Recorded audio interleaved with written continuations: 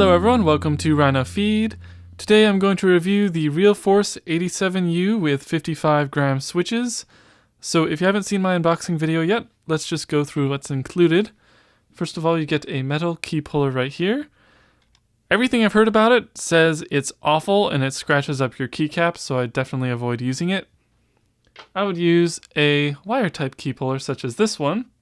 This is an MKC aluminum key puller, which I really like, and it has never scratched up my keycaps, so it's really nice. You also receive 2 additional keycaps. You get a caps lock with an LED window and a control key, and that is because with a dip switch on the bottom of the keyboard, you can swap your left control and your caps lock keys. And there is an LED in the bottom left key right here, which is pretty cool. Lastly, I almost forgot, you get a Japanese user manual, which I can't read. Maybe you can read. Alright, so let's talk about the best part first, the switches.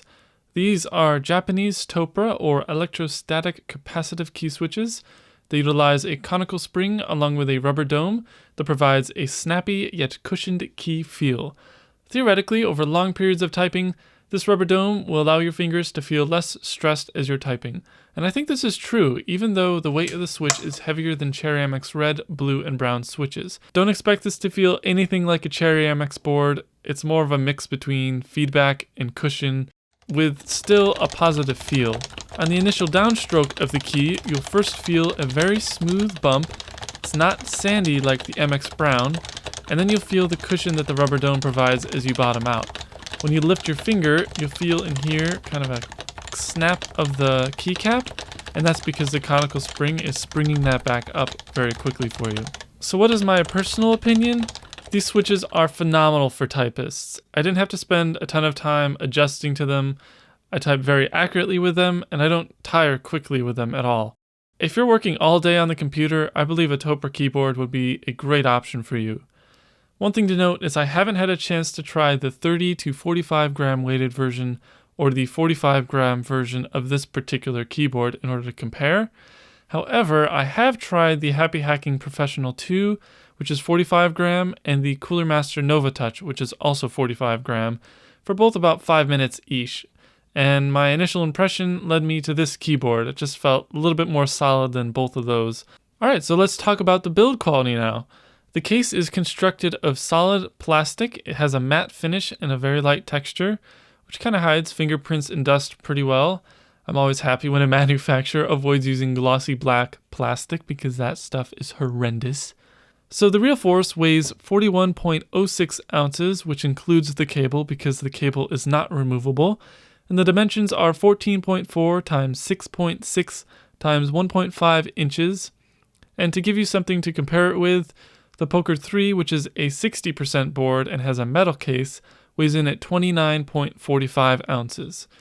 So most of the weight gain is probably because this is a 10 keyless board. 10 keyless layouts really benefit your right wrist with your mousing space. Without the numpad in the way, your right wrist doesn't have to be angled as much, which is better for ergonomics. Each corner of the case has a simple rounded edge, and in the top left corner you'll find the Realforce logo on a light gray label, which is inset into the case to give it that retro feel. It kind of reminds me of the IBM Model M's logo. On the bottom you'll find height adjustment feet, but they don't include rubber for grip. However, the keyboard is sufficiently heavy enough that it hasn't moved around on my desk at all.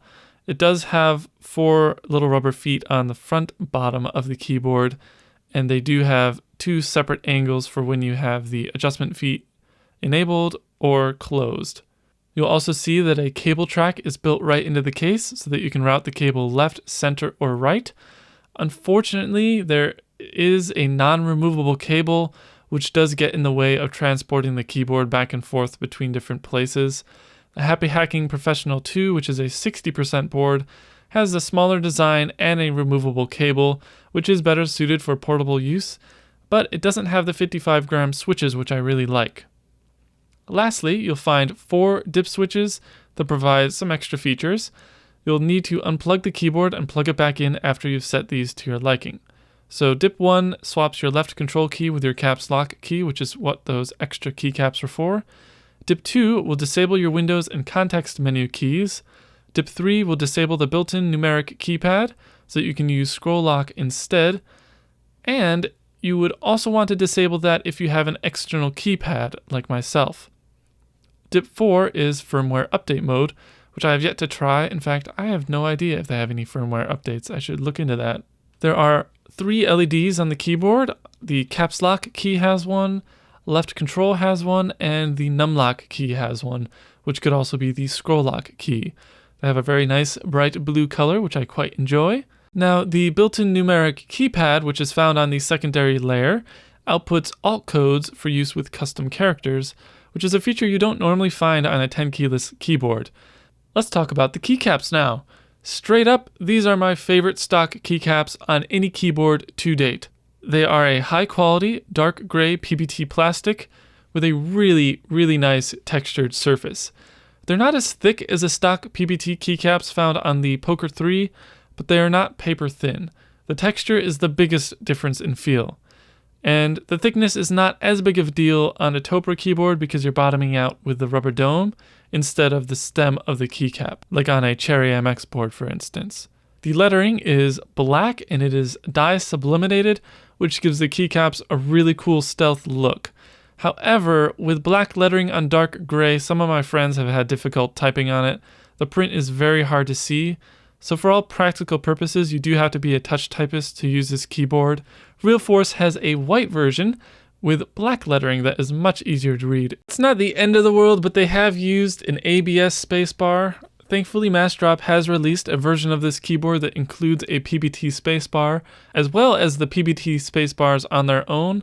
I'm hoping they rerun both of those drops, so I'll put a link in the description where you can request them to rerun those drops. Actually, that's really for everyone else because I did place an order for the PBT spacebars. Most Topra keyboards, aside from the Cooler Master Nova Touch, require a different keycap stem that is not compatible with Cherry MX keycaps.